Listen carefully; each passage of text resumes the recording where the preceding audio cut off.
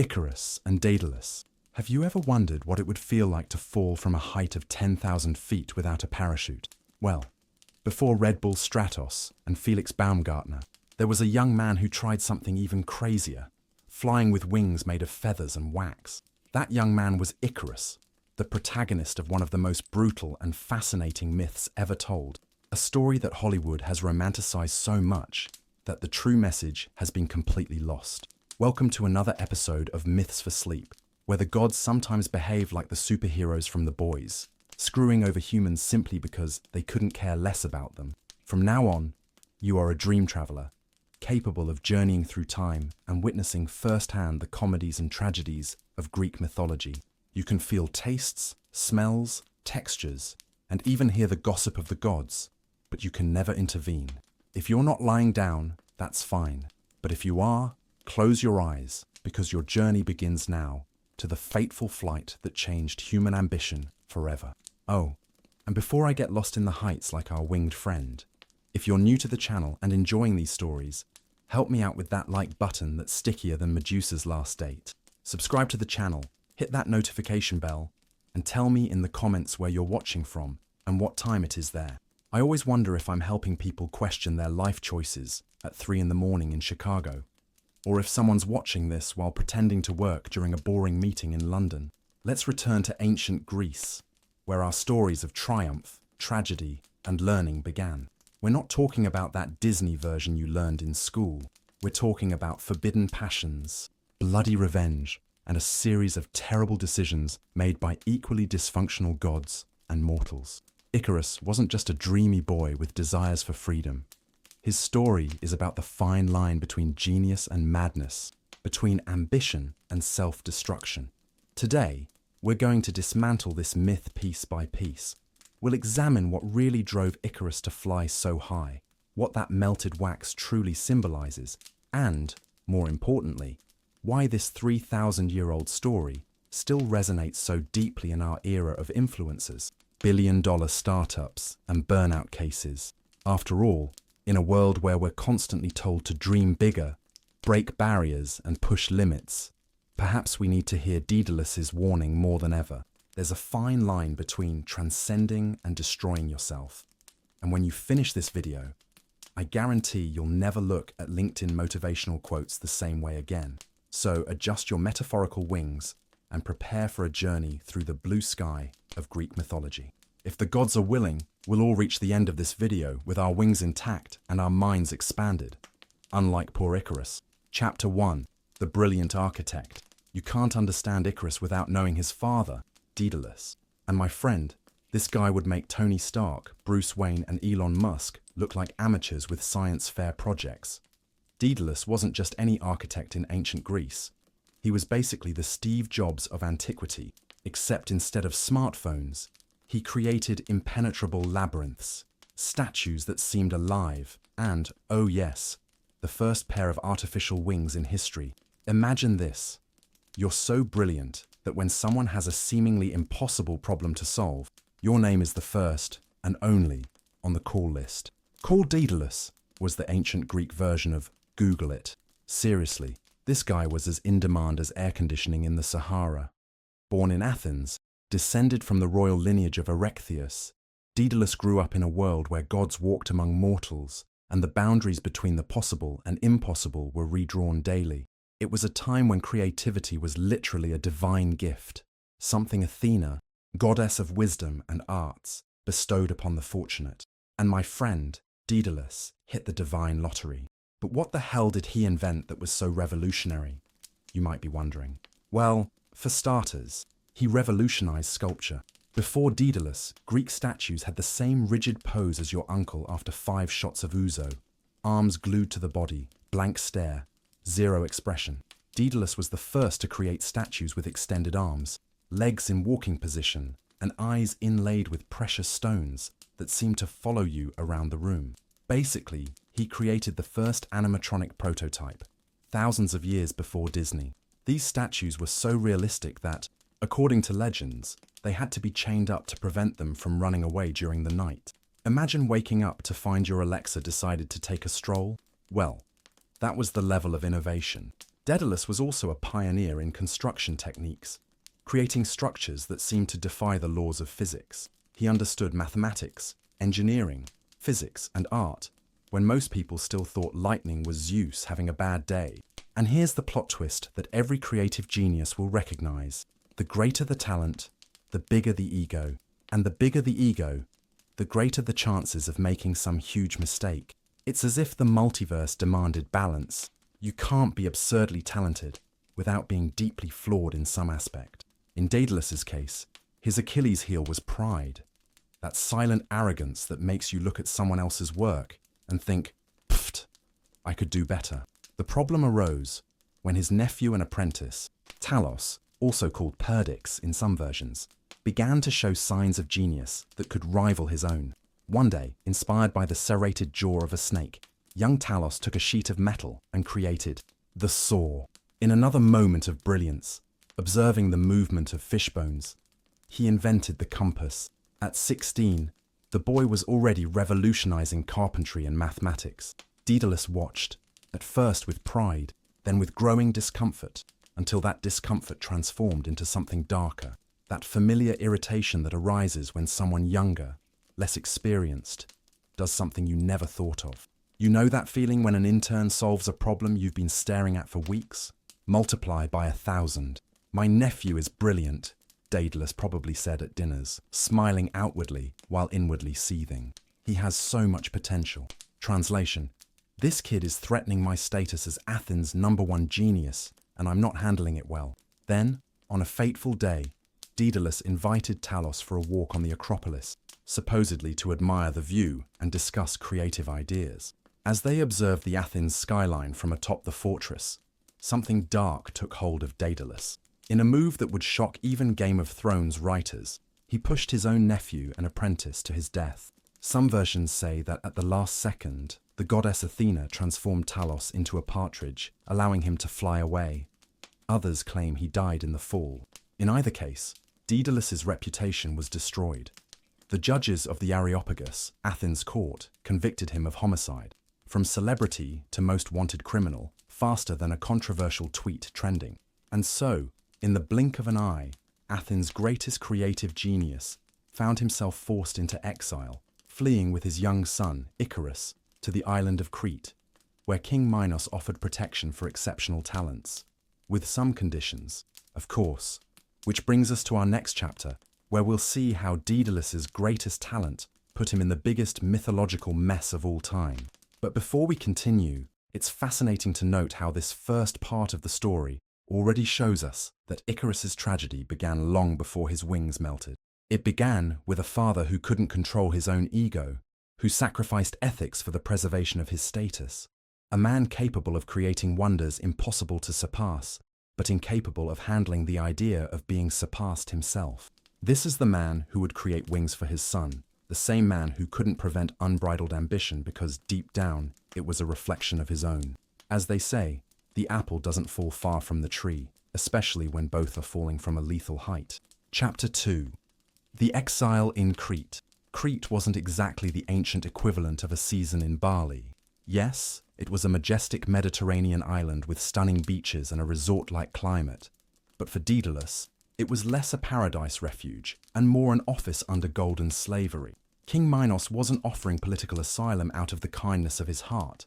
He wanted to exploit the brightest brain in the Aegean world for his own megalomaniacal purposes. Think of Minos as a mix of tyrannical CEO with a god complex and a mafia boss with serious family issues. I have a job for you, Daedalus, an offer you literally cannot refuse, unless you prefer to be delivered to Athens for execution. Nothing like good blackmail to start a healthy working relationship, right? Minos' situation was complicated, to say the least. Let's put it this way. When Greek gods decide to mess with your life, they don't send a passive-aggressive email. They send a curse involving your wife, a particularly attractive bull, and, well, you can imagine where this is going. For context, years earlier, King Minos had begged Poseidon, god of the seas, for a sign of his favor. Poseidon, generous as always, sent a magnificent white bull emerging from the sea waves. The only condition, Minos should sacrifice the animal in honor of the god. Simple, right? Wrong. Minos, thinking like any modern capitalist, saw the value of that premium bovine asset and thought, Poseidon has so many bulls, he won't even notice if I keep this one and sacrifice another more ordinary one. Spoiler alert, Poseidon noticed. And since Greek gods specialized in disproportionate punishments, with a high dose of generational trauma, Poseidon didn't directly punish Minos. No, that would be too simple. Instead, he made Queen Pasiphae, Minos' wife, fall desperately in love with the bull. We're not talking about a platonic crush. We're talking about a romantic and physical obsession so intense it would make 50 Shades of Grey look like an episode of Peppa Pig. The queen was completely consumed with desire for the animal, in a mythological version of The Shape of Water, only much, much more disturbing. Desperate to consummate this forbidden interspecies love, Pasiphae sought out the only person in all of Crete with enough IQ to solve this peculiar logistical problem, our friend Daedalus. So, let me get this straight, Daedalus probably thought. I escaped Athens for murder, only to be asked to build a mechanical cow, so the queen can... Okay, this wasn't on my LinkedIn resume, but when an obsessive monarch makes a request, even the most absurd one, you either comply or become shark food. So Daedalus, proving once again that his genius had no moral limits, built a perfect simulacrum of a cow, hollow, anatomically correct, covered with genuine leather, and equipped with wheels for easy positioning. Queen Pasiphae entered this contraption, and, well, some things are better left to the imagination. 9 months later, the Minotaur was born. Half man, half bull, 100% HR nightmare, a creature that grew rapidly, became increasingly fierce, and, as it matured, developed a concerning taste for human flesh. It's the kind of family drama that would make any therapist quit on the spot. Minos, understandably horrified by the situation, and probably re-evaluating his life choices, but unable to kill the creature because it was technically his stepson, needed a solution. Guess who he called? Daedalus, remember that little favor you did for my wife? Well, I need another. Build me a structure that can contain this abomination forever, where no one will ever find it, and more importantly, from which it can never escape. And thus was born the legendary Labyrinth of Crete, Daedalus's ultimate masterpiece, a structure so complex, with so many corridors, dead ends, and deceptive passages, that not even its own creator could easily navigate it. It was the architectural equivalent of creating a password so complicated that even you can't remember it. The labyrinth was an engineering marvel, walls that seemed to move, corridors that seemed to change direction, patterns of light and shadow that confused even the sharpest sense of orientation. And at the center of this architectural nightmare lived the Minotaur, periodically fed with young Athenians sent as tribute, another result of Minos' wars against Athens. Here we have the supreme irony. The man who fled Athens was now unwittingly responsible for designing the place where young Athenians would be devoured. The universe has a particularly cruel sense of humor. For years, Daedalus and his son Icarus lived in Minos' court, in a kind of golden prison. Daedalus continued creating wonders for the king, while Icarus grew up, observing his father's work, absorbing knowledge, developing his own talent for creation and invention. Icarus wasn't just Daedalus' son, he was his living legacy, the person in whom Daedalus placed all hope of redemption for the crime committed against his nephew. I imagine that, in the quiet nights of Crete, as the Mediterranean wind blew through the palace windows, Daedalus must have looked at his sleeping son and thought, "With you, I will do everything differently. You will be better than I ever was." Life followed its course, apparently stable, until the Athenian hero Theseus arrived in Crete as part of the tribute of youths destined for the Minotaur. Handsome, brave, charismatic. It was inevitable that Princess Ariadne, Minos' daughter, would fall in love with him. Desperate to save her beloved from death in the Minotaur's clutches, Ariadne turned to none other than Daedalus, begging for help. Here, Daedalus faced a critical choice.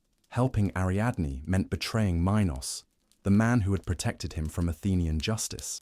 Not helping her meant being complicit in the murder of more youths from his homeland. For a man who once pushed his own nephew off a cliff out of jealousy, the choice may seem obvious, self-preservation above all.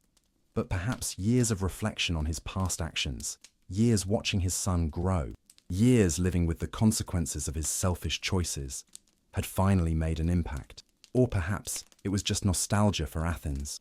Or perhaps he simply hated Minos more than he loved security.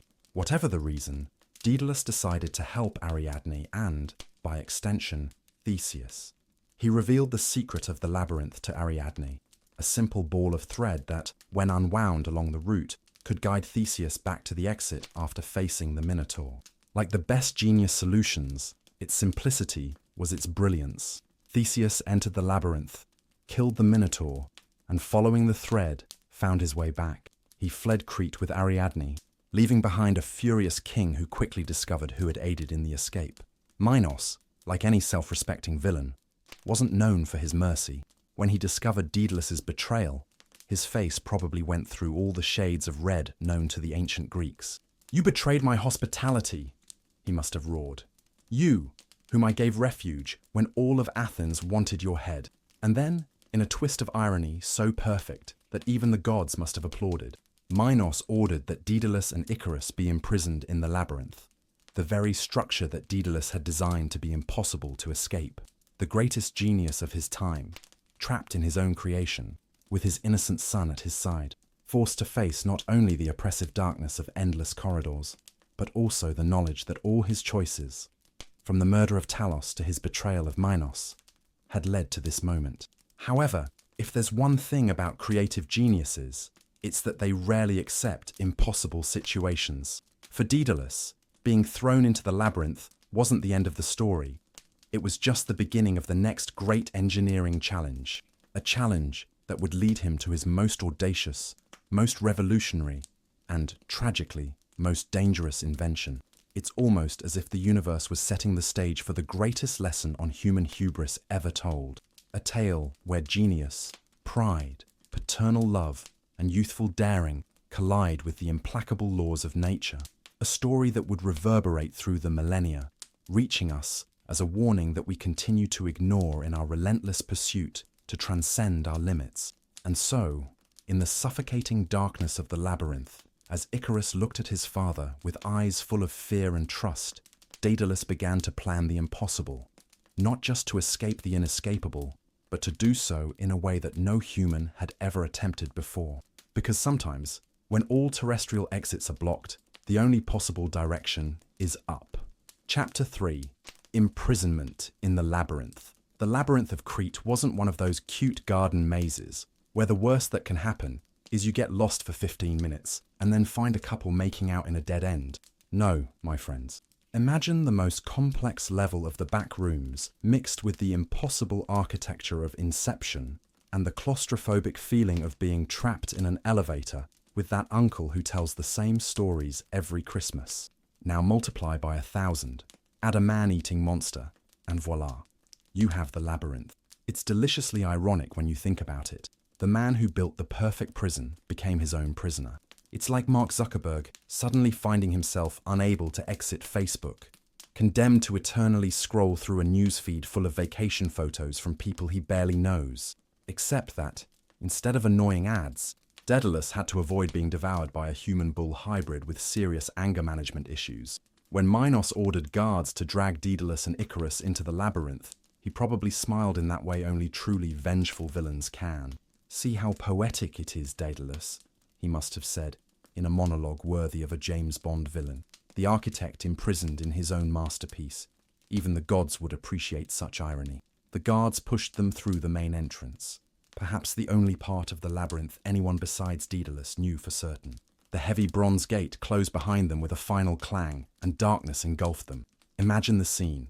Icarus, a teenager probably no more than 16 years old, trembling beside his father as he tried to see in the near-complete darkness. The sound of their breathing echoed off the stone walls. In the distance, or perhaps nearby, it was impossible to tell in that distorted acoustics. The bestial roar of the Minotaur occasionally reverberated. "Father," Icarus must have whispered, his voice breaking with fear. "What are we going to do?" And at this moment, friends, we have to admire Daedalus. The guy was literally at rock bottom, or rather, in the middle of the deadliest labyrinth ever built, with a terrified son to protect and a bloodthirsty monster lurking. He could have panicked. He could have surrendered to despair. He could have started enumerating all the bad life decisions that led him to this point. Instead, he did what geniuses do. He started solving the problem. First, we need to find a safe location, Daedalus probably responded, his mind already calculating possibilities. I know some recesses where the Minotaur rarely goes, places where we can think. Because you see, Minos's biggest mistake was assuming Daedalus didn't know every inch of his own creation. Yes, the labyrinth was too complex to be memorized by any ordinary mind, but Daedalus didn't have an ordinary mind. He might not have remembered the entire map in detail, but he knew his own design principles, the patterns he had incorporated, the tricks he had employed. In the first few hours, they moved cautiously through the gloom, Daedalus recognizing subtle landmarks he himself had installed. A slightly misaligned stone here, a specific pattern of cracks there, small details that no one but the creator would notice. Eventually, they found one of the few safe spaces, a small but defensible chamber with only one entrance, situated in a region that Daedalus had deliberately designed to be uninteresting to the Minotaur due to its peculiar acoustics. And it was in this cramped space, with walls that seemed to close in on them, that father and son had to face a brutal truth. No one had ever escaped from the labyrinth, except Theseus, of course. But he had the benefit of Ariadne's thread, a luxury that Daedalus and Icarus did not possess. The first day turned into the first night, although in the eternal underground of the labyrinth, the passage of time was marked only by the growing rumble of their stomachs. Minos had been merciful enough not to kill them immediately, but cruel enough not to provide food. Slow death by starvation or quick death in the Minotaur's clutches. These were the apparent options. We should look for exits, Daedalus muttered, more to himself than to Icarus. There are ventilation ducts, too narrow for the Minotaur, but perhaps we could crawl through them, Icarus suggested, hope momentarily illuminating his young face. Daedalus shook his head. No, I specifically designed them to prevent that. They make impossible turns, narrowing to dimensions that not even a child could pass through. Silence weighed between them. So we are truly trapped, Icarus finally said, his voice small in the darkness. Daedalus didn't respond immediately. His eyes turned upward to one of the distant openings in the chamber's ceiling, one of the many air vents that allowed oxygen to circulate through the underground complex. Sunlight filtered through it, a small golden disk in the oppressive darkness. And through this opening, occasionally, a bird would momentarily perch before returning to the open sky. It was at that moment, watching a small bird land and take flight again, free as no human had ever been, that the most audacious idea of antiquity began to form in Daedalus's mind. His thoughts must have followed a path something like this. Minos controls the land, watching all roads. Minos controls the sea, with his ships patrolling every inch of the coast. But the sky belongs to no mortal king. Can you imagine the scene? A broken man, hungry, confined in his own creation, staring at a small bird and having the most revolutionary idea in human history. Not an escape, not a tunnel, not a negotiation or plea. Flight. If they couldn't pass through the labyrinth, perhaps they could pass over it. Icarus, Daedalus whispered, his voice suddenly vibrant with renewed energy. Observe the birds. Observe how free they are. Confused, Icarus looked to where his father was pointing, the small disk of light where occasional doves and seagulls could be seen passing.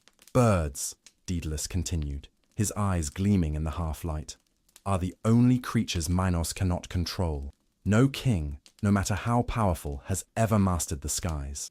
What are you saying, father? Icarus asked, uncertain whether he should worry about Daedalus's sanity. A slow smile formed on Daedalus's tired face, a smile that mixed desperation, genius, and that dangerous spark of hubris that had defined his entire life. I'm saying, my son, that if we cannot walk out of the labyrinth, then we'll fly. And there, in the suffocating darkness, surrounded by endless walls and threatened by an insatiable monster, humanity's oldest dream was born, the dream of flight. In the days that followed, they established a routine.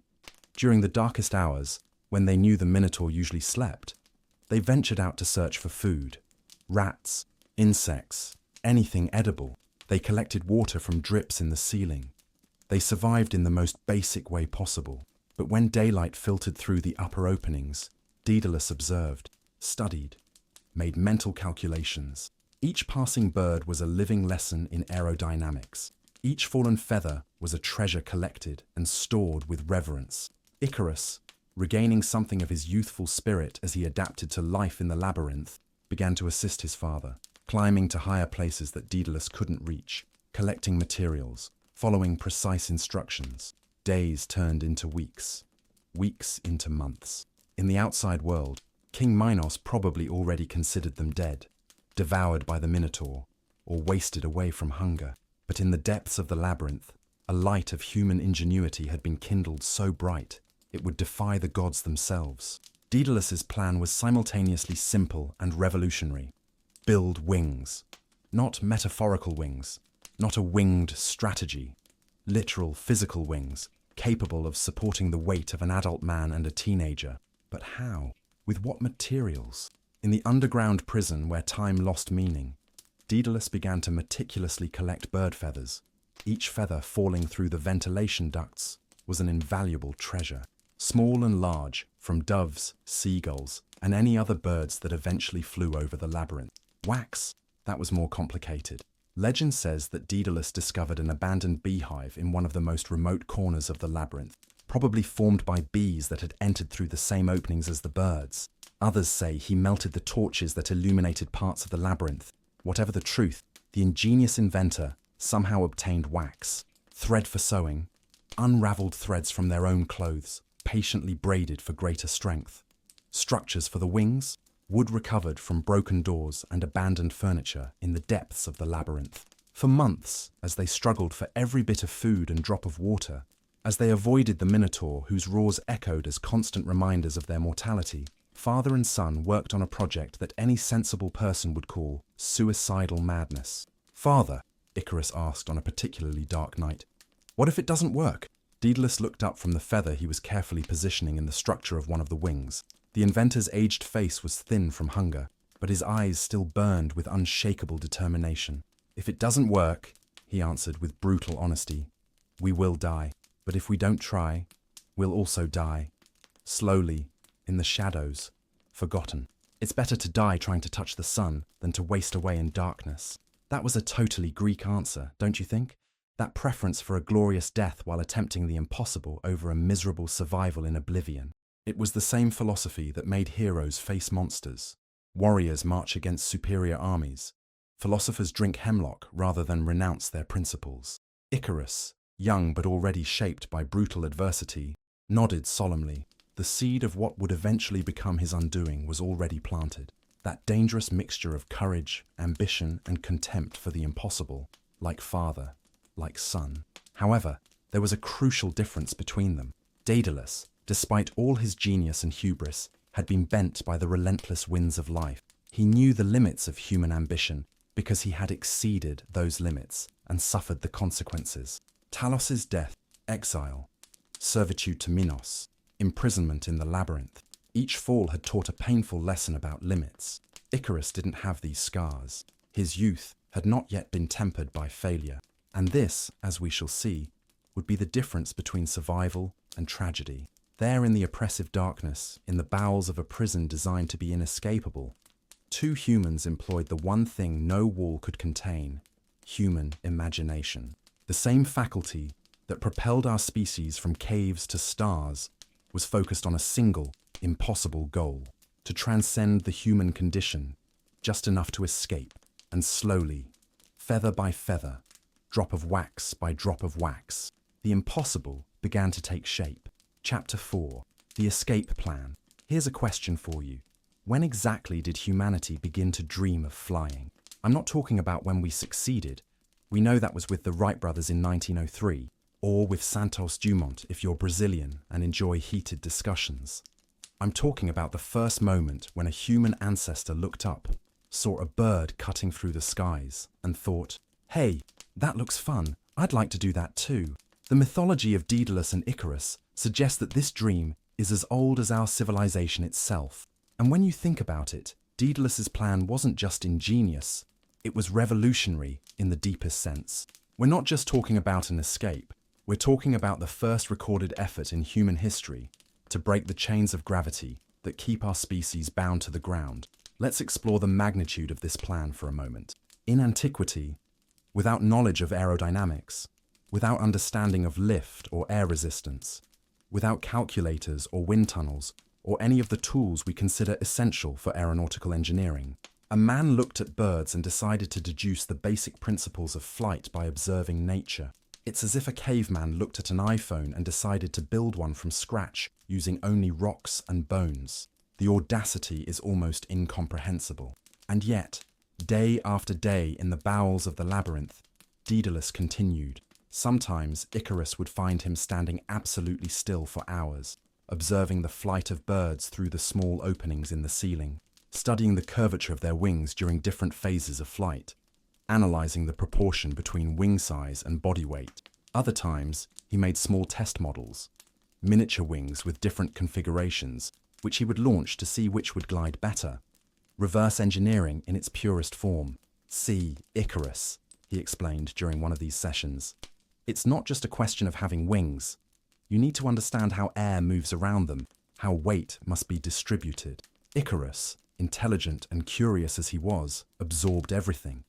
Though he didn't have his father's inventive genius, he had youth, enthusiasm, and an open mind not limited by the impossibilities that adults often accept as fact. So the larger feathers go at the tips? Asked the young man, already working on the structure of his own wing.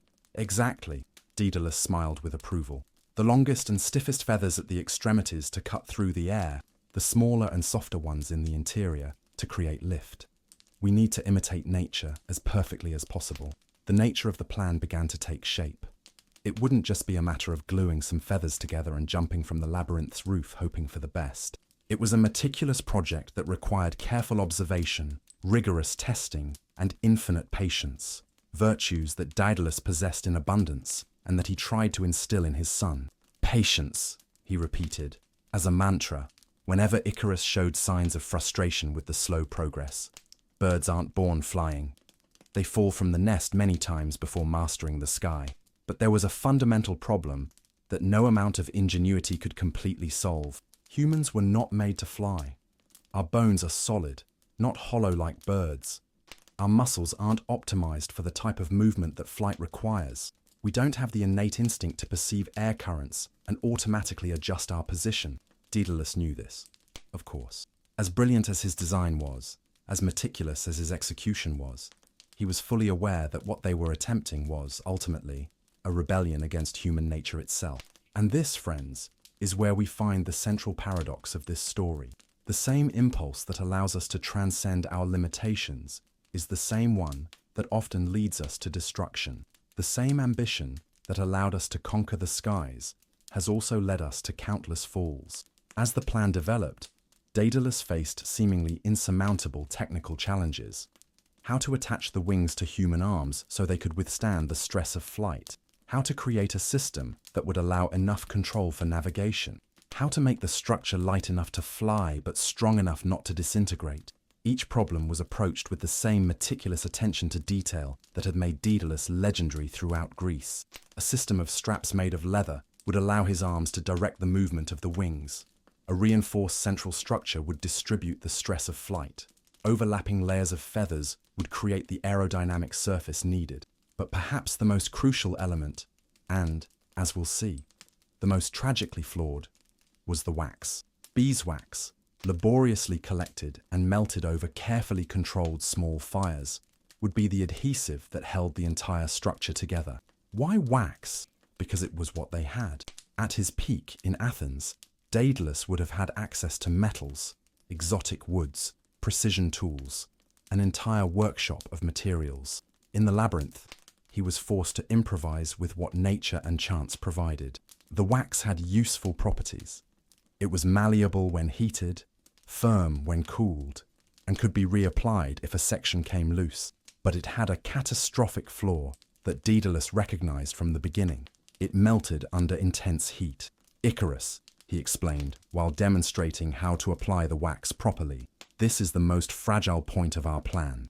The wax that binds our wings cannot withstand extreme heat. When we fly, if we fly, we will need to maintain sufficient distance from the sun. The young man nodded distractedly. more interested in the immediate fascination of building the wings than in warnings about their limitations. It's a human tendency, isn't it? We get so enchanted by what technology can do that we rarely pay adequate attention to what it shouldn't do. How many of us actually read the terms and conditions before clicking, "I accept"? How many really pay attention to the recommended speed limits, not just on signs, but also in our own abilities as drivers? Icarus was no different from any modern teenager obsessed with his new smartphone, fascinated by the possibilities and unconcerned with limitations. Meanwhile, Daedalus was working on another equally crucial problem: how to get out of the labyrinth to reach a point high enough to initiate flight. His wings, as ingenious as they were, would not allow vertical takeoff. They would need height to gain initial lift, preferably a hill or cliff facing the sea. The solution came in the form of systematic mapping. While Icarus slept, Daedalus often ventured alone through the corridors of the labyrinth, marking walls, mapping routes, determining which path would lead to the least guarded exit. He discovered that some of the ventilation openings in the ceiling could, with patient work, be widened enough to allow a man to pass through. There would be guards, of course. King Minos wasn't foolish enough to leave the labyrinth completely unguarded, even believing his prisoners were already dead. But guards meant routines, and routines meant patterns, and patterns could be studied and exploited. Thus, slowly, a complete plan took shape. They would widen one of the upper openings over several nights, working only when the guards were in another part of their rounds. Once a sufficient opening was created, they would escape in the darkest hour of night, when the guards were drowsy and less vigilant. Carrying their wings, they would move quickly to the east side of the island, where Daedalus knew there was a suitable cliff facing the open sea.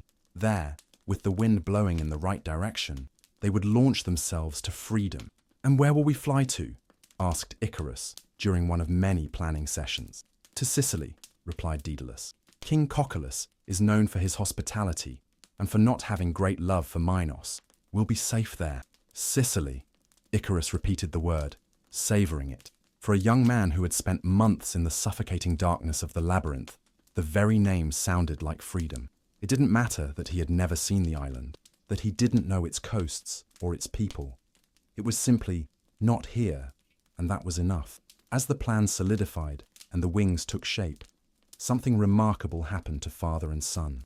Amid the darkness and despair, they found a shared purpose that united them as never before. Daedalus, who had spent his adult life primarily dedicated to his own projects and ambitions, now worked not just for his survival, but for a future for his son. Icarus, in turn, grew from a sheltered boy to a young collaborator, contributing his own ideas, pointing out potential improvements in the design, discovering useful materials in unexplored corners of the labyrinth. There was beauty in this shared project, beauty in the midst of suffocating darkness and constant fear.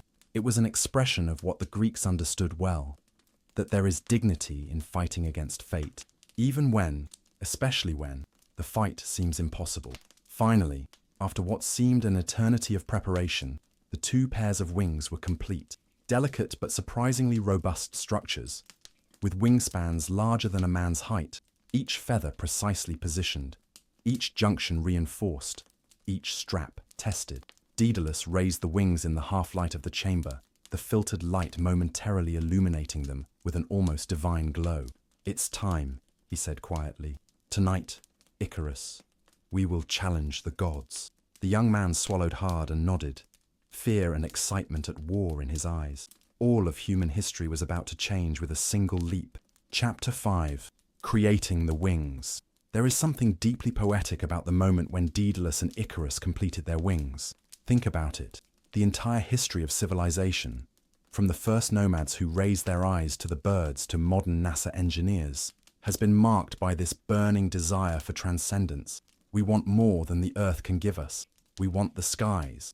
There in the depths of a nightmare prison, illuminated only by the flickering light of small torches and the occasional ray of sunlight filtered through the upper openings, father and son contemplated what they had created. The first pair of artificial wings in human history. They weren't just tools for escape. They were physical manifestations of a fundamental human aspiration. They were ingenuity confronting the impossible. They were art meeting science, imagination meeting physics. "They're lighter than I expected," commented Icarus, experimentally lifting his pair. The way the feathers captured even the faint light, creating small rainbows along the smooth curves of the wings, was almost hypnotic. Daedalus smiled with the kind of satisfaction that only true creators know. They need to be light. Remember, weight is our greatest enemy. Birds have hollow bones for a reason. The pairs of wings were products of meticulous study and even more meticulous execution. Each feather had been selected not just for size, but for rigidity, shape, and weight. The largest and stiffest were positioned at the wingtips, where they would face the greatest aerodynamic stress. The smaller and more flexible were arranged in the inner sections, where they would create lift and stability. The main structure of each wing was made of light wood, meticulously thinned to the thickness of a finger, but surprisingly strong due to the ingenious arrangement Daedalus created. It was a design that distributed tension throughout the structure, much as modern architects use arches to distribute the weight of their buildings. But the most important element, and, as we know, most problematic, was the beeswax that held the whole assembly together. It wasn't ordinary wax. Daedalus had added small amounts of resin and other ingredients to increase its durability and strength. Even so, it remained vulnerable to intense heat. "This is the purest wax I could find," Daedalus explained, demonstrating how he had applied strategic layers to reinforce critical points in the wings. "I've worked to make it more resistant, but its fundamental properties cannot be altered. It melts under extreme heat, solidifies in intense cold. This brings us to a crucial point of the story, an element often forgotten in modern retellings. Daedalus's warning to Icarus wasn't simply, 'Don't fly too close to the sun.' It was more complex and specific than that. When we use the wings," Daedalus continued, his voice acquiring the gravity that accompanies potentially vital instructions, "you must maintain medium height, fly too low, and the sea's moisture will make the feathers heavy, pulling you down. Fly too high, close to the sun, and the heat will melt the wax." It was, essentially, a problem of balance. Flying too low meant being pulled into the sea by the force of gravity acting on waterlogged feathers. Flying too high meant risking structural collapse when the sun melted the wax. Safety was in the middle, in the moderate path so valued by Greek philosophy. Isn't it fascinating how this technical warning transformed into one of the most enduring metaphors for balance in life? Don't fly too high, with excessive ambition, or too low, with complacency and lack of ambition. The golden path is in the middle. The wings themselves were masterpieces of improvisation. Looking at them closely, you would see that each feather was positioned to slightly overlap the adjacent one, creating a continuous surface like roof tiles. This not only improved aerodynamics, but also provided structural redundancy. If one feather failed, the neighboring ones would compensate. The attachment system was equally ingenious. Leather straps crossed the chest and shoulders, distributing the weight and stress of movement. Additional handles on the hands and wrists would allow directional control. Pulling one wing down would make the user turn to the opposite side, much as birds do instinctively. "How did you imagine all this?" asked Icarus, amazed by the complexity and elegance of the design. Daedalus paused for a moment, contemplating the question. "By observing," he finally answered. "All human creation is, ultimately, an imitation of nature. Birds solved the problem of flight millions of years before we were born. I just sought to understand their solutions." This is a deeply Greek perspective, isn't it? The belief that nature possesses inherent wisdom, that our work as humans is not to conquer or subjugate nature, but to understand it, and at best, imitate it with respect. It's a view that we could argue our modern civilization lost at some point, with potentially disastrous consequences. The irony, of course, is that even in this reverence for nature, Daedalus was, in a way, defying it. Humans weren't born with wings. We weren't designed to fly. Trying to transcend this fundamental limitation was simultaneously an act of respect for nature and rebellion against it. Another question we often don't consider: what if the wings had worked perfectly? What if disaster had never occurred? Imagine the historical ramifications. Flight technology appearing millennia before the Wright brothers. Humanity literally ascending to the skies at the dawn of civilization. Perhaps the ancient Greeks and Egyptians would have built flying machines based on Daedalus's design. Perhaps Archimedes would have perfected aerodynamics instead of focusing on levers and screws. Perhaps human history would have taken an entirely different course, but that didn't happen, which makes us wonder, does Icarus's story exist precisely as a warning against such premature technological leaps? Is it a reminder that each advance comes in its appropriate time, and trying to rush the process usually ends in tragedy? Returning to the labyrinth, as the night of escape approached, Daedalus and Icarus made the final preparations. The wings were carefully inspected one last time. Each feather checked for attachment, each junction tested for strength. There could be no failures, there would be no second attempt. "We need to wait for the right wind," explained Daedalus. Observing the small piece of sky visible through the opening, they had gradually widened. "We need a constant breeze blowing eastward, towards Sicily. That will give us additional lift and save our energy." Icarus absorbed every word, but his thoughts were already beyond the labyrinth, beyond Crete, in the open skies and bright sunshine after months of oppressive darkness. His heart raced, just imagining the sensation of wind running through his hair, the sight of the world diminishing below, the absolute and unmatched freedom of flight. "What if the guards see us?" asked the young man, forcing himself to consider the practical aspects. "That's why we'll leave in the middle of the night," replied Daedalus. "We'll climb to the exit when the guards are at the farthest point of their rounds. We'll use the darkness to reach the eastern cliff undetected, and when the first ray of sun appears over the horizon, we'll launch ourselves to the winds." The moment was chosen with tactical precision, dark enough to avoid detection, but with enough light to navigate properly. Another manifestation of the principle of the middle way, of balance. On the eve of their planned escape, as they made the final preparations, Daedalus gave Icarus a small drop of honey he had saved from his discovery of the abandoned beehive. "To sweeten our last moment in this accursed place," he said, dividing the precious nectar between them. Icarus savored the rare taste. After months subsisting on the minimum, even a single drop of honey seemed an unimaginable luxury. Closing his eyes, he imagined fields of flowers under the open sky, the buzz of bees, the warmth of the sun on his skin. "Freedom. Father," he said softly, "do you think the gods will be angry with us for trying to do something that only they were meant to do?" It was a pertinent question. In Greek cosmology, hubris, the arrogance that leads humans to challenge the gods, was often severely punished. Prometheus stole fire from the gods to give to humanity, and was condemned to have his liver devoured daily by an eagle. Arachne challenged Athena in a weaving competition and was transformed into a spider. Greek history was filled with humans who dared too much and paid terrible prices. Daedalus considered the question seriously. "The gods gave us minds to create, hands to build. If they didn't want us to fly, why would they give us the ability to imagine flight? Why would they allow us to understand the principles that make flight possible?" He paused, looking at the wings that rested against the cave wall, their graceful shapes casting dancing shadows under the flickering light of the small fire. "We're not stealing flight from the gods, Icarus. We're accepting their challenge to discover what's possible. If there's an offense, it's not in the act of flying. It's in the pride that could make us forget our limits." It was a typically Socratic answer, although Socrates was still centuries in the future, responding to a profound question with an even deeper question. And it contained the seed of what would eventually be the most important warning Daedalus would give to his son. That night, as they prepared for the final sleep in the labyrinth, Daedalus looked long at his son. The boy who had entered that terrible place months ago had been replaced by a young man in whom traces of manhood were already beginning to appear. The privations, the constant fear, the hard work had carved harder angles in his once soft face. His eyes had acquired the focused intensity that comes from facing the impossible and refusing to yield. Icarus was, in many ways, the son Daedalus had always hoped to have, intelligent, brave, full of potential. So different from the nephew whose death he had caused. Perhaps this escape was more than just a matter of physical survival.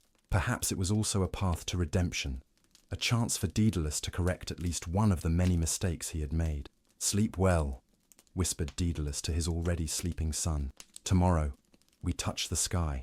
And so, on the eve of his most audacious escape, the greatest inventor of antiquity allowed himself briefly to dream not of flight itself, but of what would come after, a new beginning, a new life with his son, away from the shadows of the past that had pursued him for so long.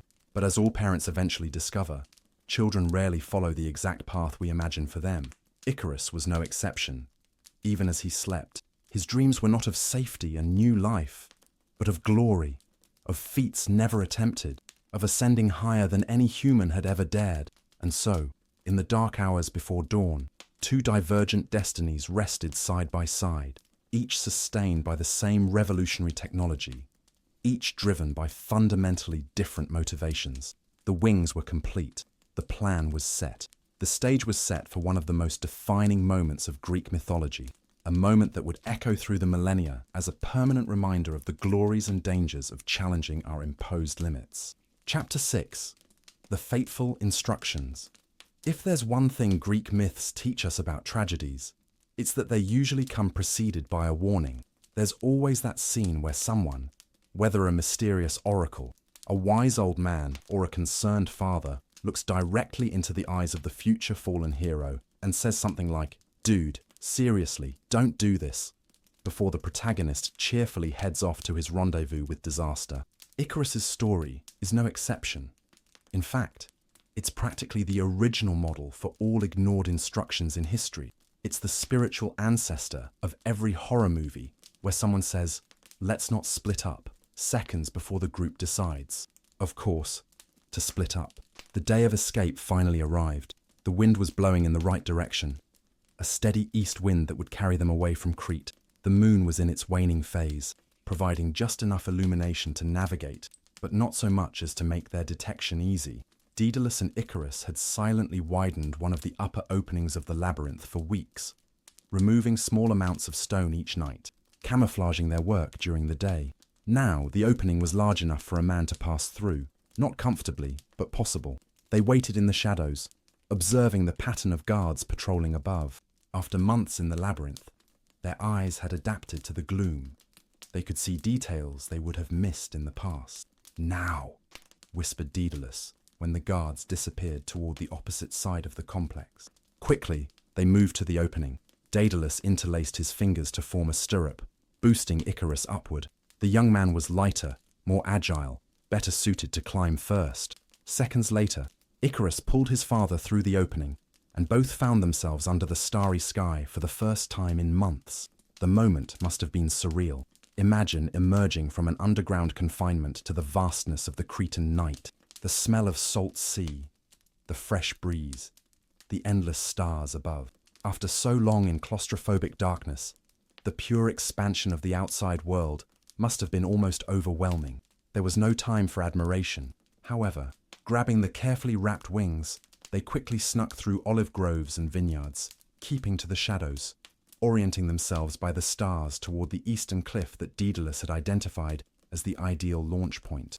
The journey across the island of Crete was not trivial. Several kilometers separated the labyrinth from the launch point, and each step was risky. A patrol of guards, a barking dog, a sleepless villager, any could mean recapture and, undoubtedly, execution. But something seemed to be on their side that night. Perhaps the gods themselves were curious to see if these audacious mortals would really manage to defy gravity. Whatever the reason, they reached the cliff without incident, arriving as the first suggestions of grey began to touch the eastern horizon. "Perfect," murmured Daedalus, examining the location. "The wind blows exactly as we need. The height is ideal. The slope creates an updraft that will give us additional lift." It was time. Soon the sun would rise fully, and they would be visible to anyone looking in their direction.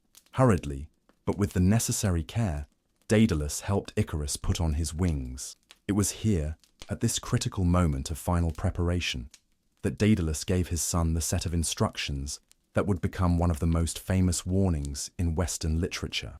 Adjusting the straps on Icarus's back and shoulders, making sure each connection was secure, he spoke with the grave intensity of someone who completely understands both the potential and the danger of the technology he has created. "Icarus, my son, pay close attention," Daedalus began, his voice low but clear against the sound of waves crashing on the rocks below. "These wings are wonderful, but they are also fragile. They are not a gift from the gods. They are a human tool, with all the limitations that implies." He adjusted the straps on Icarus's chest, his experienced hands checking each connection. "When you're in the air, maintain a moderate altitude, neither too low nor too high. This is the most important rule. The only rule that cannot, under any circumstances, be broken. Icarus nodded impatiently, his eyes constantly straying to the horizon, where the sky was beginning to lighten. Father, I understand. You've told me this 1,000 times. And I'll say it 1,000 times more if necessary, Daedalus replied, his voice hardening. If you fly too low close to the sea, the moisture will saturate the feathers. They'll become heavy, lose their aerodynamic shape. The absorbed water will break the structural integrity of the wings, and you'll fall. He gently turned Icarus, checking the rear connections of the wings. Even more dangerous is flying too high. If you approach too close to the sun, its heat will melt the wax that holds everything together. First, you'll notice a sweet smell. This will be your only warning. Then you'll feel the wings becoming more flexible, losing rigidity. From there, the failure will be rapid and catastrophic. Daedalus gripped his son's shoulders, forcing the young man to make direct eye contact. A moderate height, Icarus. Neither in the path of the ocean spray nor near the burning sun. The middle way is the only safe way. Do you understand? There's something in Icarus's expression at this moment that every parent would instantly recognize. That combination of slight impatience and superficial agreement that teenagers master. The yes, yes, father, I know, that rarely means complete understanding. I understand, Icarus assured, his body practically vibrating with contained excitement. Neither too high, nor too low. Daedalus studied his son's face, looking for signs that the message had truly been absorbed. What he saw must have worried him, not enough to abort the plan, but enough to try once more. Icarus, listen to me, he said, his voice softening. I know it seems like I'm being excessively cautious. I know the call of the open sky will be strong, but promise me you'll follow my instructions. Promise that you'll maintain the course I establish, that you won't deviate either out of curiosity or out of audacity. Icarus placed his hand on his father's shoulder, a surprisingly adult gesture. I promise, father, I'll follow your example. I'll fly as you fly. It was the right answer, but there was something in the ease with which it was given that left a residue of doubt. However, there was no more time to reinforce the point. The light was increasing rapidly, and they needed to depart. Daedalus put on his own wings, a process he had mentally practiced countless times, the straps firmly secured, each part checked, each joint tested. Stay behind me, he instructed. Observe how I maintain my balance, how I adjust for air currents. Don't attempt any elaborate maneuvers. This is not a competition or a display. It's an escape, nothing more. They positioned themselves at the edge of the cliff, the sea stretching endlessly before them. The water sparkled with the first golden streaks of sunlight, a sight so beautiful it almost hurt after months of near-constant darkness. Daedalus briefly closed his eyes, perhaps offering a silent prayer, perhaps just gathering his courage. When he opened them, his gaze was resolute. Always stay in sight. If we get separated, continue eastward. The coast of Sicily will be visible after a few hours of flight. Don't stop until we land there, no matter what happens. He checked the wind one last time, feeling the steady breeze that would help them on their journey. It was now or never. Are you ready? He asked Icarus. The young man nodded, his face a mask of determination mixed with barely contained excitement. Then let's go, my son. Today, we make history. With those words, Daedalus launched himself from the cliff, his wings spreading majestically against the morning sky. For a moment of terror, he fell, and then, wonderfully, impossibly, his wings caught the air, and he rose. Icarus watched, open-mouthed with amazement, as his father realized humanity's oldest dream. Then, with a cry of pure joy, he launched himself after him, toward freedom, toward destiny, toward the still low but rapidly ascending sun. That which had never been done was being done. Men were flying. And in the lowest notes of this glorious moment, almost inaudible beneath the jubilation of the moment, sounded the ominous tone of impending tragedy, the beginning of the story we would forever use as a parable of ambition, hubris, and the dangers of ignoring wise counsel. Chapter 7. The Freedom of Flight. How would you describe the first human flight experience? What words could adequately capture the sensation of suddenly being free from the chains of gravity that have bound our species to Earth since the beginning of time? Modern pilots still speak of their first solo flight with almost religious reverence as a moment of profound transformation, and they have the benefit of generations of precedent. Millions before them have already experienced flight. For Daedalus and Icarus, there was no precedent. No instruction manual, no YouTube tutorial, no previous success story to encourage them. They were the first. Pioneers in the realm that until then had belonged exclusively to birds and gods. The first moments after launching from the cliff must have been pure terror. Imagine, you've entrusted your life to an untested apparatus made of improvised materials, based only on observations and theoretical calculations. The wind roars in your ears as you fall, and then the acceleration of the fall diminishes. You feel a resistance, a thrust, an unexpected force arising from your artificial wings. The horizon stabilizes. You're no longer falling, you're gliding. No, more than that, you're rising. Icarus's cry of joy cut through the morning air when he felt his wings catch the wind. It was a sound of surprise, of triumph, of pure, unbridled joy. Father, we're flying, really flying. Ahead of him, Daedalus maneuvered with surprising skill, already adjusting to the air currents, making small course corrections with slight movements of arms and body. His decades of experience with mechanical and dynamic principles were being translated in real time into a completely new skill. He wasn't just flying, he was already mastering flight. "Stay steady!" he shouted against the wind. Small adjustments, nothing abrupt. Icarus tried to follow the example, though his technique was less refined, more instinctive. But what he lacked in technical precision, he made up for with youthful enthusiasm and natural adaptability. In minutes, he was executing great arcs in the skies, feeling how his wings responded to small changes in his posture. Imagine the scene from an external perspective. Two winged men rising over the Aegean Sea, their forms silhouetted against the dawning sky, their shadows dancing on the waves below. Fishermen who happened to look up must have been dumbfounded, certain they were witnessing gods or mythical creatures. Who else could be in the air? For Icarus, each moment brought a new revelation. The sensation of wind on his face, the change in temperature as they climbed higher, the sight of the island of Crete diminishing behind them, Minos's palace, the Labyrinth, the entire prison that had been his world for so many months, now reduced to miniatures in the distance. "Look, father!" he shouted with wild delight. "We're free!" Daedalus, flying ahead, allowed himself a moment of paternal pride. His son was flying well, adapting quickly. The wings were working exactly as designed. The wind continued favorable. Their speed and direction were perfect. For the first time in years, he allowed himself to feel something close to true happiness. They continued flying eastward, over the vast Aegean Sea glittering beneath them. Daedalus maintained a constant, moderate altitude, exactly as he had instructed Icarus. Not so low that the sea moisture could infiltrate the feathers, nor so high that heat would become a problem. It was this flight experience, more than anything, that captured the imagination of storytellers through the millennia. Think about it. Before airplanes, before hot air balloons, before even myths of flying carpets, there were Daedalus and Icarus, the first human story of conquering the air. The very word exhilarating barely begins to capture the experience. The sensation must have been transcendent, almost spiritual. For some glorious moments, father and son surpassed the limitations of the human condition, achieving the impossible through pure ingenuity. "It's amazing!" Icarus called, executing a long arc to come alongside his father. "I never imagined it would be like this." The wind tousled his hair, and his face shone with a joy that Daedalus hadn't seen since Icarus was a small child.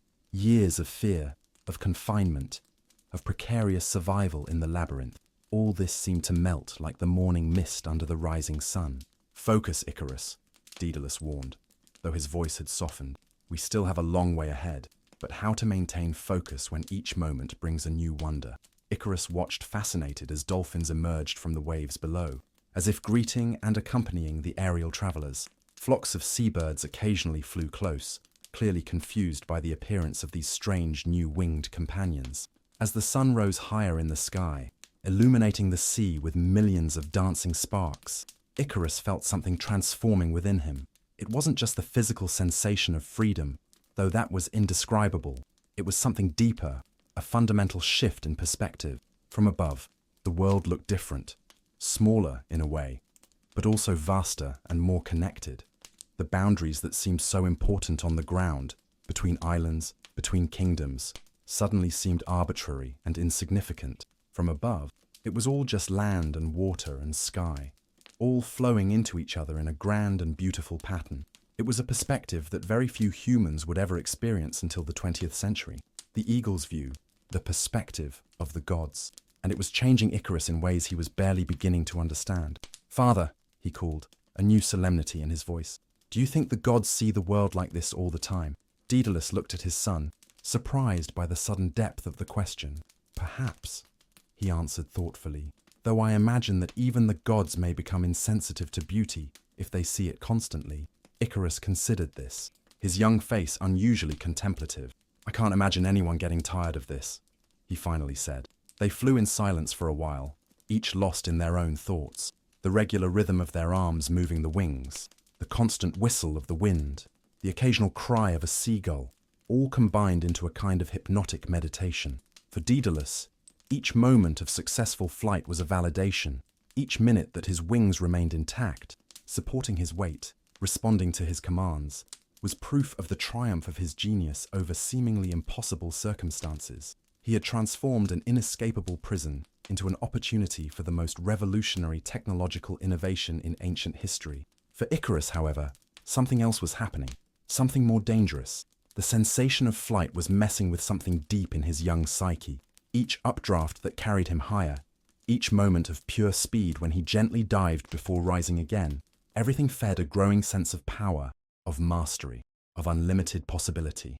It wasn't just freedom from the labyrinth, or even freedom from Crete. It was a more fundamental freedom, freedom from the very limitations of being human. And this is how tragedy begins to unfold, not with a direct rejection of Daedalus's warning, but with something more subtle and more human. The slow, almost imperceptible shift in perspective that happens when we discover we can do something we thought was impossible. The question ceases to be, "Can I do this?" and becomes, "What else can I do?" Daedalus, with all his genius, had calculated the physical specifications of the wings perfectly. What he couldn't calculate, what no parent can ever really calculate, was the psychology of a young man tasting freedom for the first time after long confinement. As the morning progressed, the sun climbed higher in the sky, its heat gradually intensifying. Daedalus, always attentive to conditions, slightly adjusted his course, descending a few meters to maintain an adequate safety margin between them and the increasing solar heat. "Icarus," he called, noticing that his son had not followed his example. "Come down a little. The sun is getting stronger." Icarus nodded in acknowledgement, but made only the most superficial adjustment. His eyes were fixed not on the figure of his father ahead, but on the sky expanding infinitely above. How high could he go? How close to bright Helios could he fly? What views never witnessed by mortal eyes could he contemplate? The wings on his back no longer seemed like tools or devices. They began to feel like extensions of his own body, as natural as his arms and legs. And with this growing integration came an equally growing sense of possibility. Daedalus continued his steady, safe course, his eyes regularly checking the eastern horizon for the first glimpse of the Sicilian coast. Icarus, however, was beginning almost imperceptibly to climb. It wasn't a conscious rejection of his father's advice, at least not initially. It was more a matter of being drawn, gradually, by the pure joy and beauty of higher flight. It was as natural as a juvenile bird testing the limit of its newly feathered wings. "Isn't it incredible, father?" Icarus called, his voice contagiously cheerful. "We did it! We really did it!" Daedalus smiled, despite his cautious nature. There was something in his son's unfiltered joy that reached even his disciplined heart. As concerned as he was about safety, there was also a side of him, the artist, the dreamer, that understood Icarus's ecstasy. "Yes," he agreed, "we did. But remember, our journey isn't over. We need to reach Sicily. We're almost there." "Aren't we?" asked Icarus, making a wide circle above his father's position, his eyes gleaming with the pure delight of physical freedom. "We still have a few hours of flight," Daedalus replied, his tone firm again. "Conserve your strength. Maintain the course." But the words seemed rigid and dull compared to the glorious reality Icarus was experiencing. The wind sang in his ears. The sun bathed his face with golden warmth. The wings on his back felt increasingly part of him, responding to his slightest thought, and the sky, the vast blue sky, called. As the hours passed, father and son continued their remarkable journey. Several kilometers now separated them from the island that had been their prison. In the distance, occasional small islands dotted the sea, but mostly there was just the endless blue of the water below and the sky above. And somewhere in that space, imperceptibly, something began to change. Chapter 8. The Seduction of the Sun. The ancient Greeks often spoke of the ate, fatality, the catastrophic error that turns a success story into tragedy. It's usually a small, seemingly insignificant moment where a critical choice is made, often without full awareness of what's at stake. For Icarus, the ate began as a simple, almost innocent thought. What if I go a little higher? The sun was now high in the sky, flooding the world with golden light. It was almost noon, and they had been flying for hours. Daedalus rigidly maintained his course. Altitude and speed, always the meticulous technician, the precise engineer, even in the most extraordinary circumstances. He regularly checked his wings, monitoring for any sign of strain or failure, mentally calculating how long they would hold before they would need to land for repairs. Meanwhile, Icarus gradually, almost imperceptibly, began to drift away from his father's example, not in large, dramatic gestures of rebellion, but in the way all young people eventually drift, through small deviations, curious explorations, testing limits to determine which rules are truly inflexible and which are mere suggestions. It's surprising how much easier it is to fly a little higher, he called to Daedalus in a moment of genuine discovery. The ascending thermal currents created by the sun heating the air over the sea provided additional thrust, allowing him to glide more without the constant effort of flapping wings. It was a legitimate aeronautical discovery. Modern glider pilots use exactly the same principle. Daedalus looked up, a slight wrinkle of concern appearing on his forehead. Icarus was definitely higher than recommended, though not yet dangerously so. The currents help, he carefully agreed, but don't let yourself be carried too high. The air can become unstable, and we're too far from the water to risk any problems. Icarus nodded, making a small downward adjustment, but not as much as Daedalus would have preferred. And as they continued, this difference in altitude between father and son gradually increased. It was the difference between extreme caution, Daedalus, and reasonable caution, Icarus. Between never approaching limits, Daedalus, and exploring exactly where those limits were, Icarus. Between the mindset of someone shaped by failure and regret, Daedalus, and the mindset of someone still untouched by truly disastrous consequences, Icarus. In short, it was the eternal difference between parents and children. "Look at those birds up there, father," Icarus called at one point, pointing to a group of falcons circling in a particularly high thermal current. "They know where the best currents are." Before Daedalus could respond, Icarus was already altering his course, moving in an ascending spiral to intercept the falcon's path. "Icarus, don't go any higher," Daedalus called, his voice sharp with genuine concern now. "Your wings are not like theirs." But the wind carried his words away, or perhaps Icarus chose not to hear them. He climbed higher and higher, marveling at the ease of flight in these ascending currents, enchanted by the birds that now surrounded him with cautious curiosity. And then something wonderful happened, something that probably sealed his fate. One of the falcons, apparently deciding that this strange, partially bird creature posed no threat, briefly flew alongside Icarus, close enough for their eyes to meet. It was a moment of interspecies connection totally unique in history up to that point. A human and a wild bird, navigating together in the realm of the skies, each observing the other with a kind of surprised recognition. For Icarus, it was electrifying. The falcon seemed to be accepting him as an equal, a companion of the air. It was the greatest possible validation of his right to be there, among the creatures born with wings. For a few magical minutes, Icarus flew in formation with the falcons, imitating their smooth maneuvers, feeling part of their aerial community. Daedalus, far below, watched with a mixture of wonder and growing terror. "Icarus!" he shouted, his voice almost lost in the distance. "It's too high! The sun!" But Icarus was enchanted by the moment, intoxicated by the pure joy of flight. His father's warnings seemed distant and irrelevant compared to the immediate reality of gliding among the falcons, of feeling the power of the air currents, of experiencing freedom in its purest and most essential form. "I'm fine, father," he shouted back, laughing at Daedalus's excessive concern. "The wings are perfect." And indeed, the wings were working admirably. The genius of Daedalus's design was being proven with each moment they continued to fly.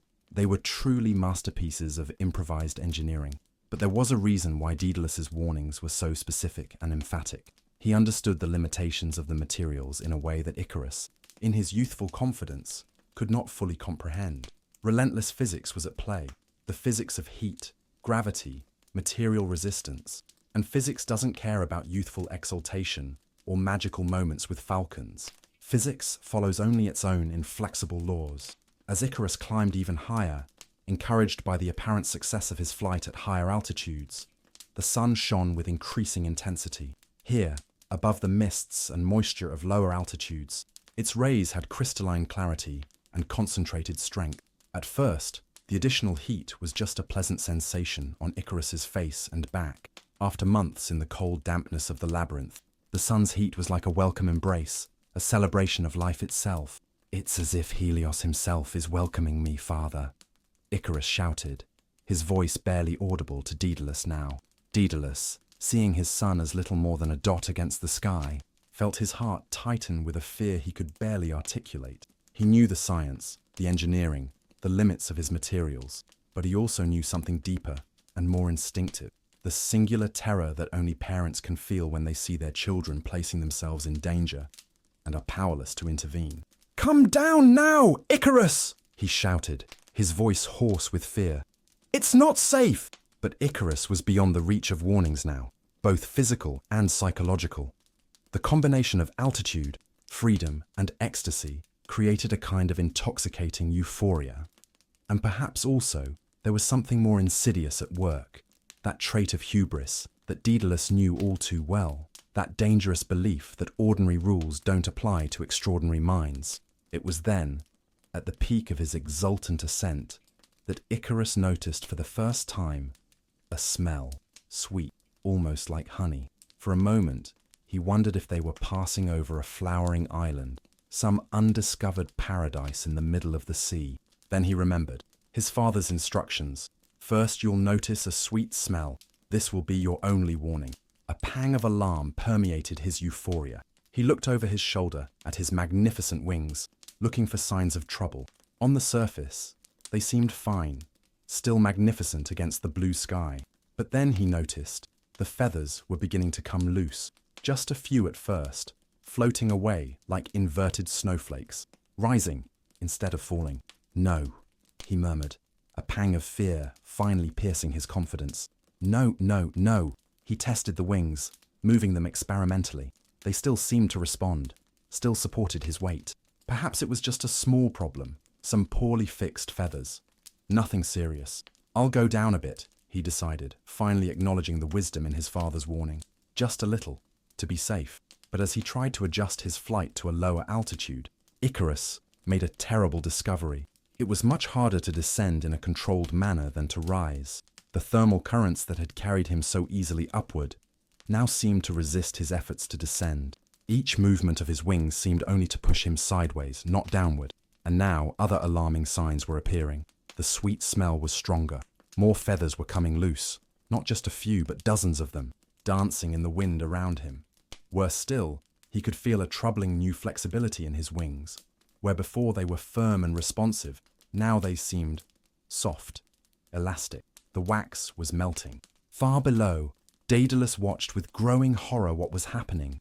Even at this distance, he could see the cloud of loose feathers around his son, could see the subtle deformation in the once perfect wings. "Icarus!" he shouted, though he knew it was useless. "Dive! Abandon stable flight! Just come down!" Icarus finally comprehended the seriousness of his situation. Fear replaced euphoria, sending a wave of icy adrenaline through his body. Now he could feel the hot wax running down his back, could feel the wing structures beginning to deform under his weight. "Father!" he shouted, his tone transformed from jubilation to pure terror. "Father! Help!" Daedalus was already climbing, beating his own wings with frenzied force. desperately trying to close the distance between them, but it was too far, too high, too late. When the collapse began, it was with stunning rapidity. One wing section failed first, leading to an immediate imbalance. Icarus struggled to compensate, but the desperate maneuver only placed additional stress on the other wing. The second wing began to fail just moments later, feathers falling in a slow and horrible cascade around him, like premature leaves announcing a personal winter. "No!" he shouted, now fully understanding the mortal danger. Icarus's last words to his father were simple and moving in their innocence. "Father, I can't stop falling." Daedalus, still frantically flying toward his son, watched the scene with the kind of horror that only a parent could feel, the terrifying sight of his child in mortal danger and completely beyond his reach. "Icarus!" he shouted, his voice hoarse with pure disembodied terror. But the laws of physics are merciless. With his wings now in complete structural failure, Icarus began to fall. It wasn't the clean, aerodynamic dive of a falcon, but the awkward, unbalanced fall of an object not meant to be in the sky. Chapter 9. The Fall. There are moments that divide history, before and after, points of no return, instants that change everything. Icarus's fall into the Aegean Sea was one of those moments, not just for his father, who witnessed the horror, but for humanity's entire relationship with technology, ambition, and limits. The sound Daedalus heard when his son hit the water, or imagined he heard, for the distance was far too great for any real sound to reach him, would stay with him forever. A muffled boom, a sound that shouldn't exist in the world's vocabulary, the sound of a young life ending with liquid violence, the sound of a dream transforming into nightmare in an instant. "Icarus," he whispered, his voice hoarse, his eyes fixed on the point where his son had disappeared. "Icarus!" No. For several critical moments, Daedalus almost lost control of his own wings. The pain that consumed him was like an internal storm, threatening to destroy his concentration, his technique, the very willpower that kept him in the air. For one terrible instant, he considered deliberately following his son, tilting his wings upward, toward the sun, until they too failed. A quick end to unbearable pain. But even in the depths of his despair, a deeply ingrained survival instinct, the same one that had guided him through all his exile and captivity, reasserted control. His wings stabilized, his course steadied, and against all his emotional inclinations, he began to fly in a controlled downward spiral toward the point where Icarus had fallen. Below him, the sea stretched, indifferent and vast. Some sailors in a distant fishing boat had seen the fall. To them, nothing more than a strange dark object plummeting from the sky. Curious, they had turned their small boat toward the impact, but were still many minutes away. The only immediate testimony to the tragedy was the feathers, hundreds of them, scattered over the sea's surface in an ever-widening pattern as the current separated them. Large feathers from the wingtips, small, delicate feathers from the interior, feathers that father and son had patiently collected for months in the labyrinth, feathers that represented hope, freedom, escape, now transformed into a floating epitaph. Daedalus descended lower, lower, almost touching the surface of the waves, his eyes frantically searching for any sign of his son, a body, an arm, anything. "Icarus!" he shouted, his voice echoing over the waves. "Icarus!" But there was no response. No face emerging from the waves, smiling with relief. No arm raised, asking for rescue. The sea had taken Icarus completely. It was at this moment that Daedalus faced the complete and irrevocable reality. His son was dead. Not just dead, but lost forever in the depths of the sea. Not even the comfort of a proper funeral would be possible. Not even the finality of laying his body to rest in a marked grave. The impact of this understanding was as devastating as Icarus's physical impact with the water. It was a blow to the very core of Daedalus's being, a wound that no amount of time or distance could ever fully heal. Flying in ever-widening circles over the site of the fall, Daedalus went through rapidly alternating stages of denial, anger, bargaining, and finally, a dull and absolute despair. "Please," he whispered to the gods he had defied with his invention. "Please give him back, take me in his place." But the gods, if they were listening, kept silent. The sea continued its constant movement, indifferent. The sky remained impeccably blue, almost mocking in its tranquil beauty. Nature, Daedalus realized at that moment, doesn't care about our tragedies. The universe doesn't pause for our personal griefs. It's a brutal truth that every human eventually faces, but rarely with such devastating clarity. The fishing vessel was approaching now. The men on board pointed upward, to the winged figure still circling over the site of the fall. Their voices reached Daedalus in indistinct fragments, carried by the wind, fell from the sky, feathers everywhere. That man is flying? At any other time, the shock and amazement of these observers would have meant something. The first witness in history to human flight should have been a moment of triumph. Now it was just a footnote in a personal tragedy. Fatigue was beginning to hit Daedalus. His wings, though better preserved than his son's for having flown at a safer altitude, had still endured hours of stress and constant movement. The structure was beginning to show signs of strain. The muscles in his arms burned with a weariness that went far beyond the physical. It was a weariness of the very soul. Soon he would have to land, or risk joining Icarus in the depths. And there was still a long journey to Sicily, if he hoped to complete the escape that now seemed tragically empty of meaning. With one last long look at the place where his son had disappeared, Daedalus finally turned away. Each wing beat seemed like a betrayal, taking him further from that sacred point. Each meter gained towards safety was a meter lost in proximity to Icarus's last earthly presence. "Goodbye, my son," he whispered, the words carried away by the wind. "May you find peace beyond these skies you loved so much." And so, with a heart heavier than his wings could bear, Daedalus continued his solitary journey towards Sicily. The first human to fly, now also the first to know the terrible loneliness of the sky. The boatmen, finally arriving at the site of the fall, found only feathers and small fragments of wood and wax. They fished some of these items out, marveling at their strange construction, before finally abandoning the fruitless search. Whoever had fallen from the sky, they argued, was beyond any human help now. Stories of this strange sighting would spread. A winged man, a falling object, artificially arranged feathers. Eventually, these reports from confused fishermen would find their way to the ears of bards and storytellers, who would transform and refine them until they became the myth we know today. But for Daedalus, it wasn't myth. It was raw history, not polished by the passage of time or the narrative needs of storytellers. It was the brutal reality that his greatest engineering triumph had become his greatest failure as a father. As the coasts of Sicily finally appeared on the horizon, Daedalus faced the impossible question that would haunt him for the rest of his days. Would it have been better never to escape from the labyrinth? Would it have been better to accept captivity, or even death in the Minotaur's clutches, than to briefly taste freedom at such an unbearable cost? The answer, he knew, wouldn't come easily.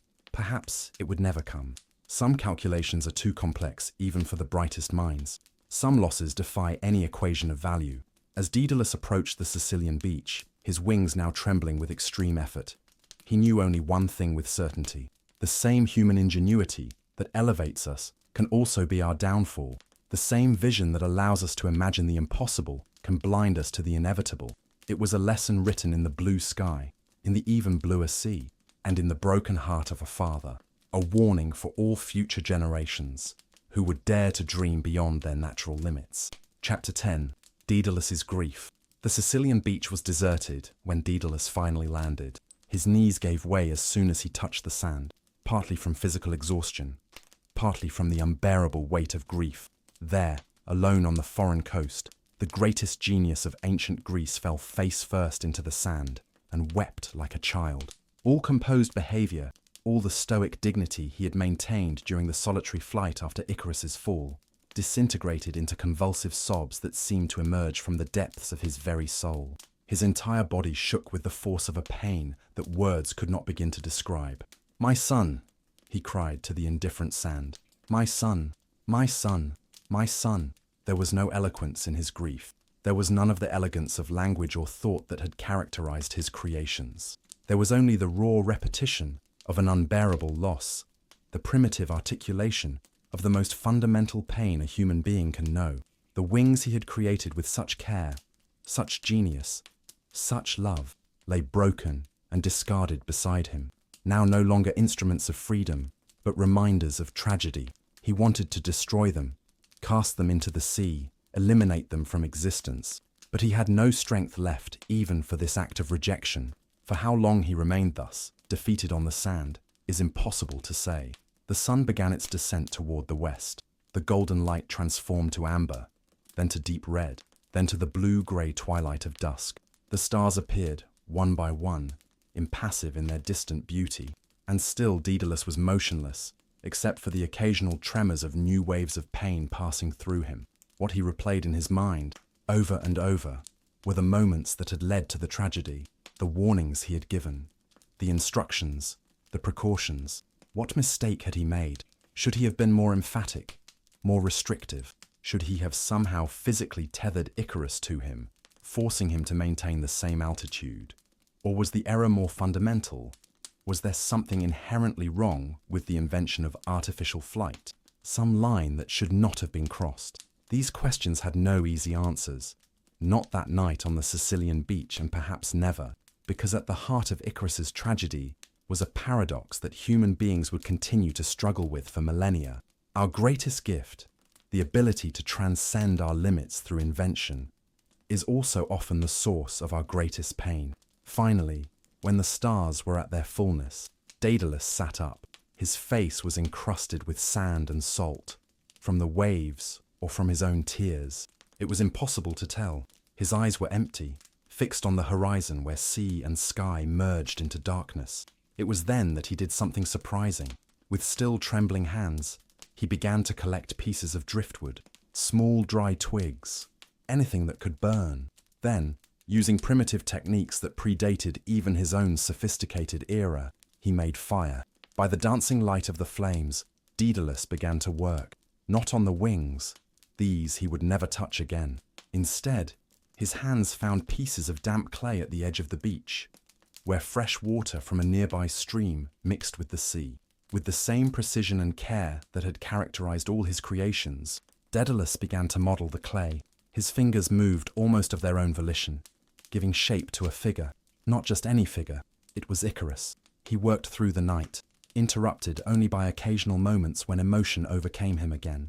When the sun finally began to rise in the east, behind him, Daedalus had created a small, perfect statue of his son. The face modeled in clay captured Icarus exactly as he had been in those brief, glorious moments of flight, full of joy, wonder, amazement at newfound freedom.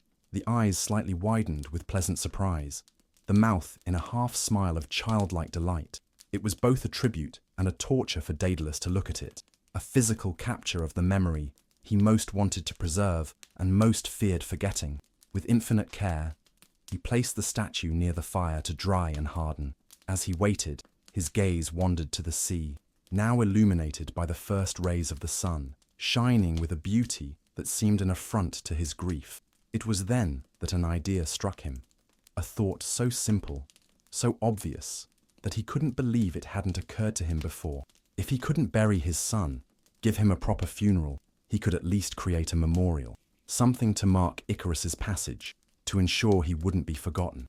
This new resolution gave Daedalus a purpose, even if temporary, a reason to continue existing, if only for one more day. When the small statue was dry, he carried it to the water's edge. There, in a small protected cove, he began to build, not a grand monument. He had neither tools nor materials for that. Instead, a small shrine, a circle of carefully arranged stones, with the statue of Icarus at the center. He worked methodically, choosing each stone with the same care he had dedicated to each feather in the fatal wings. When the circle was complete, Daedalus stood silent for a long moment, trying to think of words adequate for the occasion.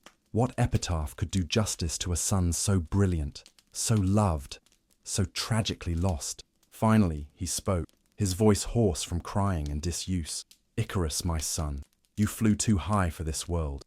May you find skies without limits, and suns that do not burn in the lands beyond death." It was simple, inadequate, but it was all he could offer at that moment. As the sun rose higher in the sky, Daedalus remained beside the improvised memorial, lost in memories. He remembered Icarus as a baby, small hands grabbing tools from his father's workshop. Icarus as a child, eyes wide with wonder as Daedalus explained the principles of leverage. Icarus as a teenager, finding his own inclination for creation and design. And finally, inevitably, Icarus in the last moments of his life, shouting in pure delight as he flew alongside falcons before tragedy struck. So many memories, so many moments, an entire lifetime condensed in a father's anguished retrospective. As the heat increased and the day advanced, a new resolution began to form in Daedalus's mind. He had reached Sicily, the destination he had so carefully planned. King Cocculus, supposedly an opponent of Minos, could offer refuge. But even as he considered this next step, Daedalus knew there was no real refuge for him. There was no escape from the knowledge of his complicity in his son's death. The walls of the labyrinth he had physically escaped had been replaced by an internal labyrinth of guilt, regret, and pain, potentially more inescapable than any physical structure he could create. However, there was still work to be done. Daedalus was, above all, a creator. And perhaps, just perhaps, in creating, he could find, if not redemption, at least a purpose to continue existing.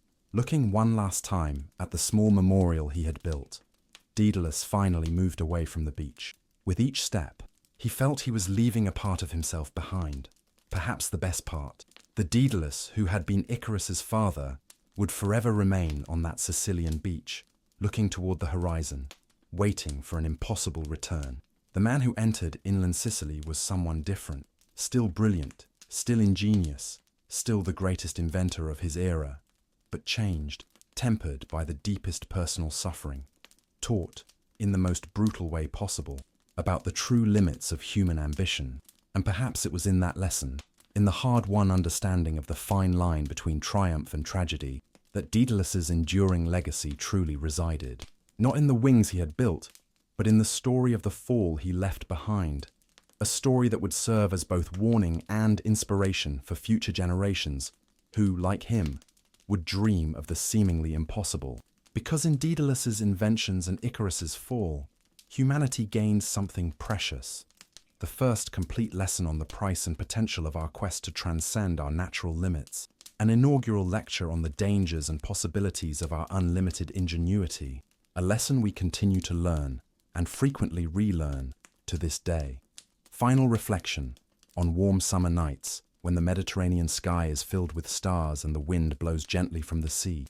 They say that if you stand very still on the beaches of Icaria, the island that received its name from that first fallen aviator, you can almost hear a distant echo, not a cry of terror, as you might expect, but something more surprising, the sound of laughter, the pure, undiluted, and unrepentant joy of a young man who, for a few brief and glorious moments, knew the absolute freedom of flight. This is the true tragedy and the true triumph of Icarus. Not just that he fell, but that before falling, he flew. Not just that he died young, but that before death, he experienced a transcendence that no human before him had known. And this, in the end, is the central tension at the heart of the story, the same tension that defines so much of human experience.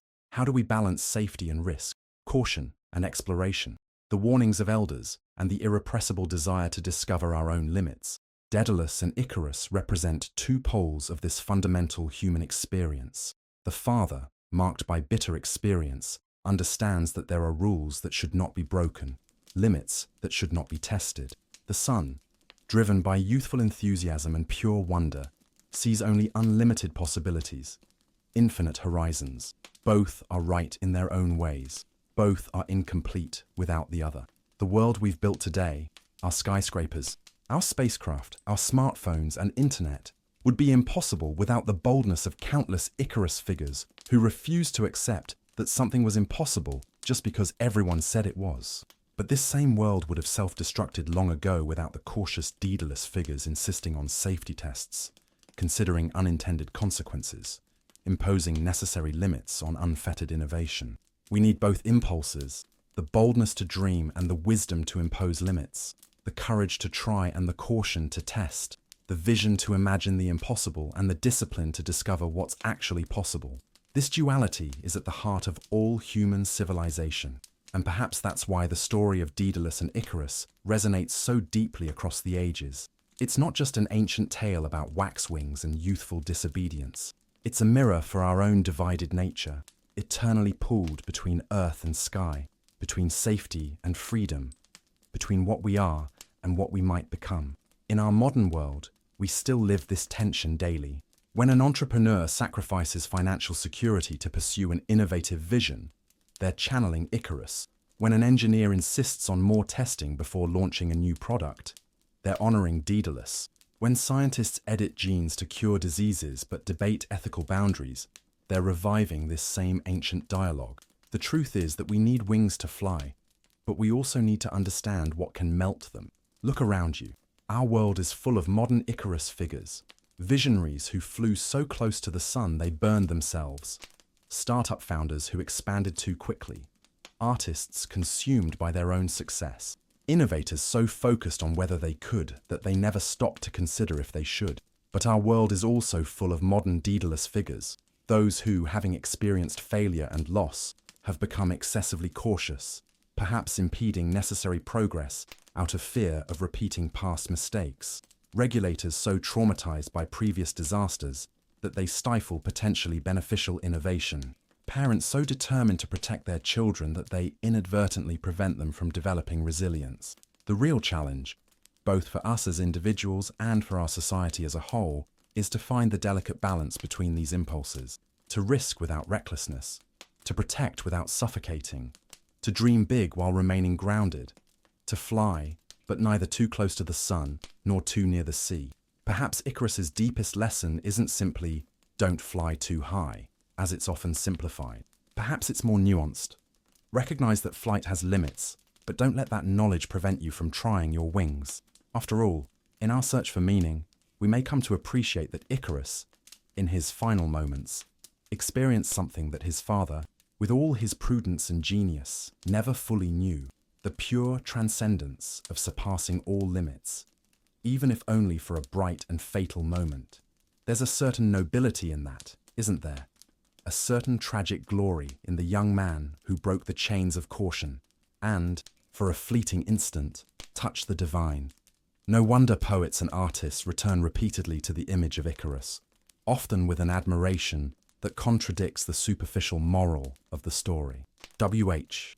Auden himself, in his poem Musée des Beaux-Arts, observes how the world simply continues, indifferent to personal tragedies like Icarus's fall. The sun shone as it had to on the white legs disappearing into the green water, and the expensive, delicate ship that must have seen something amazing, a boy falling out of the sky, had somewhere to get to and sailed calmly on. This cosmic indifference to our ambitions and failures is perhaps the hardest and most necessary lesson of the story. The universe doesn't bend to our desires. Physics doesn't negotiate its principles. Gravity will claim what is its own, no matter how beautiful our wings or how pure our hearts. And yet, despite this knowledge, we continue to build, to dream, to fly. Knowing we may fall, we still ascend. Aware of the risks, we still innovate. Familiar with the scars from previous attempts, we still venture forth again. Perhaps this is what most deeply defines us as a species. Not just our ability to create tools like Daedalus's wings, but our willingness to use them even knowing the dangers. Not just our ability to touch the sky, but our insistence on doing so, despite the falls of countless Icarus figures before us. In a universe governed by entropy, where all things eventually decay and are forgotten, there is something deeply moving, perhaps even heroic, in our collective refusal to accept the limits imposed upon us, even if that refusal sometimes leads to pain, loss, and yes, occasionally to tragedy. As we move into the future, we face new challenges that would have seemed mythical even to Daedalus: artificial intelligence, climate change, deep space exploration, genetic modification. Each new advance presents us with new suns to fly toward, new oceans in which we might drown. The story of Icarus serves not to make us retreat from these frontiers, but to remind us to approach them with the appropriate mixture of daring and humility. To understand that our ingenuity has limits, even when our dreams do not. For in the end, true wisdom isn't in never flying high, but in recognizing the nature of the wax that holds our wings together. So, As you reflect on this ancient story that somehow still feels surprisingly relevant, ask yourself, what sun are you trying to touch? What warnings might you be ignoring in your pursuit? What balance are you seeking between caution and courage, between safety and transcendence? And remember that although Icarus fell, for a brief and glorious moment, he flew. Although his story is a tragedy, it is also a triumph of the human spirit, our eternal refusal to remain trapped in the labyrinths of our limitations, as our own thoughts now drift like feathers gently falling on the surface of sleep. Consider that perhaps the deepest dream is not to fly without falling, but to find beauty and meaning in both the flight and the fall. For it is in the complete integration of Daedalus and Icarus, of caution and daring, of wisdom and wonder, that we find our fullest humanity. And as images of blue skies and gleaming wings fade into the furthest corners of your consciousness, take with you this final thought. In a world constantly telling us to break barriers and ignore limits, perhaps true courage sometimes lies in knowing when the middle path, neither too high nor too low, is the only one that will allow us to fly sustainably. For as Daedalus himself discovered in The Hardest Way, transcendence without balance isn't freedom. It's just another form of falling. And now, as this ancient story finds its place in your thoughts, let it rest there, not as a simple warning against ambition, but as a reminder of the beauty and danger that exist in our highest dreams. A mirror for the skies we seek and the abysses we fear, a parable not just of melted wings, but of the imperishable human desire to fly. Despite everything, sleep well, dream better, and when you wake, remember that within each of us exists both Daedalus and Icarus, the cautious inventor and the daring dreamer. And perhaps our best chance of successfully navigating this world is not to silence one in favor of the other, but to learn to hear them in harmony.